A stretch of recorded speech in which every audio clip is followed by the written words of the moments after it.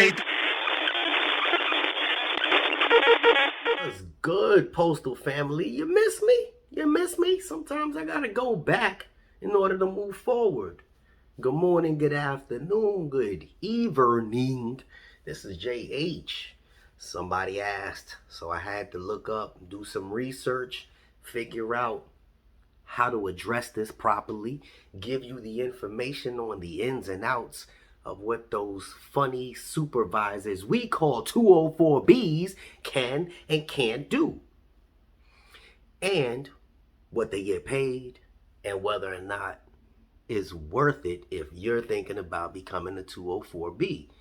So sit back, pay attention, slow it down if you need to, speed it up if I'm talking too slow, because I'm going to try to give you all the information that I gathered about this specific craft. Lego. All right, so we wanted to be very specific so that you understand what this is.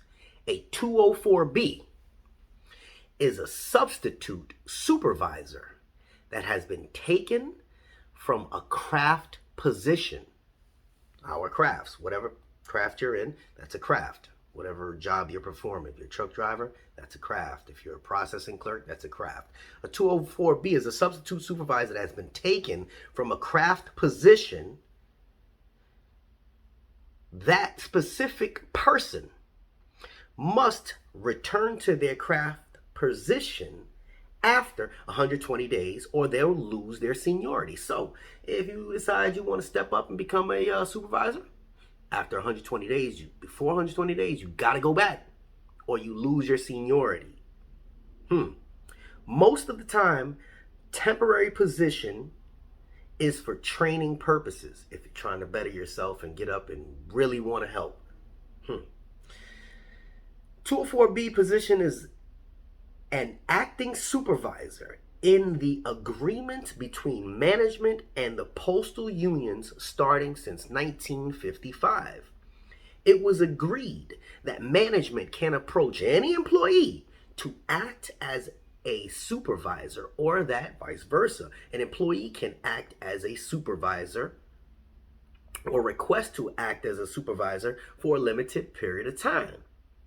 The 204B term comes from the section in our contract with the post office that deals with the subject, and it's stated thusly as follows. Okay, this is exactly what it says. Pay attention.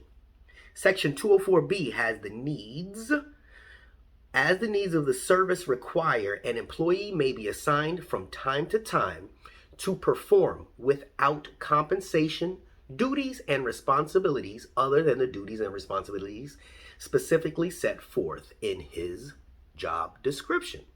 However, if an employee is assigned for more than 30 days in a calendar year to duties and responsibilities of a salary level which is higher than the salary level to which his position is assigned, except to perform service in a relief capacity for supervisor granted compensatory time pursuant to section 603, he shall be paid for the period of his assignment in excess of 30 days of basic salary computed in accordance to the provisions in section 502. What does that mean? If the individual is just doing it just to relieve somebody for a day or two, no, you're not going to get paid more. If you want to be a supervisor 1 day a week, you're not going to get paid more. 30 days in a calendar year. Actually, if you do it, 30 days in a calendar year. But if you are assigned to help somebody for more than 30 days, they have to give a higher pay rate. We'll get to that in a minute. While the union recognizes that a 204B supervisors may request, issue, and record disciplinary actions against bargaining unit employees, that's us, a 204B can request, issue, and record disciplinary actions against us, regular employees. they should not be allowed access to those files which essentially contain employees' prior disciplinary record.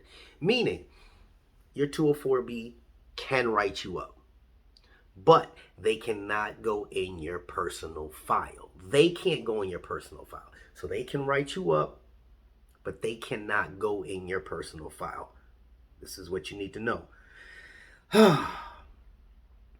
The acting takes place nowadays with little tweaks being made to the original agreement, being a 204B, allows an employee to get on the upward managerial ladder, or so the illusion is given. So they come in, they're dressed like they're supervisors. It's an illusion. It allows an employee to make a little extra money.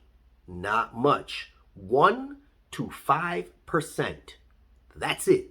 You're not making a ton extra, which is nothing when you factor in all the other stuff that you got to deal with. If you had to deal with me, JH, boy, you'd quit. You'd quit. I may be cool on here. Actually, I'm a jerk on here. But just imagine if I had to interact with you. You tuck tail. You tuck tail. Just imagine all the stuff that I've given you guys as far as information is concerned. And now, you think that somebody can approach me sideways? No. Because I know my stuff. All right. It is also quite controversial, if you think about it, that management can ask one of their pet employees to act as a way of dividing floor employees, because it kind of sucks. Because the moment I step into a managerial process, it seems like all the people think I'm the enemy. That's just kind of what happens. All the people that we're cool with, some people accept it, some people don't. You don't want that. You don't, well, some people don't care. Woo! Employees in a new 204B may get into entanglements with resentments, and it's kind of bad because we all carry baggage. So, especially the women. So if you got two women that can't stand each other for whatever reason, one becomes a 204B, then all of a sudden she got that power, then all of a sudden she can press down and start making the person that she didn't care for before move around, do things that she ain't. And it's kind of like you the regular bargaining employee, the me or the her, you have no feedback. But you know when you get your feedback, you know when you get your fight back is when you educate yourself with the information in the union handbooks, because that tells you what you can and what you can't do, what they can and what they can't do. So if you're assigned to a position and you're set to a position when you're regular, they can't physically move you without a justified cause. So, but I'm not here to talk about the contract. I'm here to talk about what the 204B can and can't do. So, all right, where we at? It may be that management needs 204Bs because of their lack of supervisors, right? So in essence, they'll get someone to act in the form of cheap labor. And now what happens? You've taken a person away that was needed in that position, right? So you lost the person that was needed in the position for what?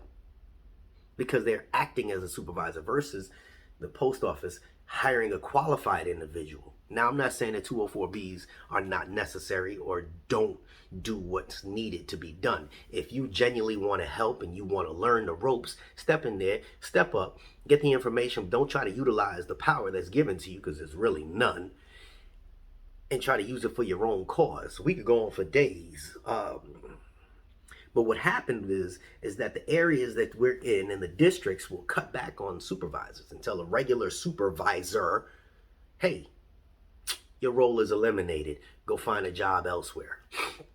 They don't have any backing from the union, because once you're a supervisor, you can no longer be in a union. Woo, they have their own unions. But nonetheless, you don't have that backing anymore. So what happens? You got to go and find yourself a position doing something else. But instead of paying them that $70,000, now they got somebody that was making 35, 40 grand a year, and they're going to pay them an extra 80 cents an hour to do a position. Sometimes they bring people from different departments or from different areas to go and fill a position in a place that's not needed. Do you think that you need a maintenance mechanic to step into a role to be a carrier supervisor? Sounds odd if that's all they did was maintenance mechanics all their life. Can they tell a carrier what to do? Or even worse, how about the clerks? How about the ones that throw place? The morning, the distribution clerks. Can can can I go in as a truck driver and be a supervisor? No. Got to build your way up. 204B is good and is bad. It's a two-edged sword. You lose people that you worked with.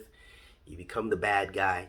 But at the same time, if your intentions are good, that will shine through the clouds.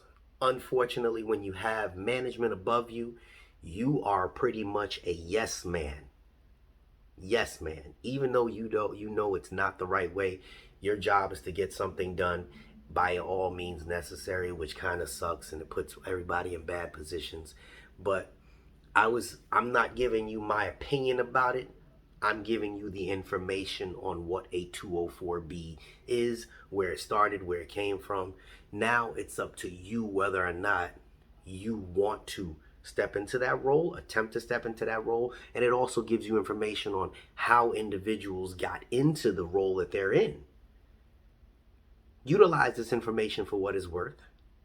Look the information up because Section 204B is in the contract. That's how they came up with the name.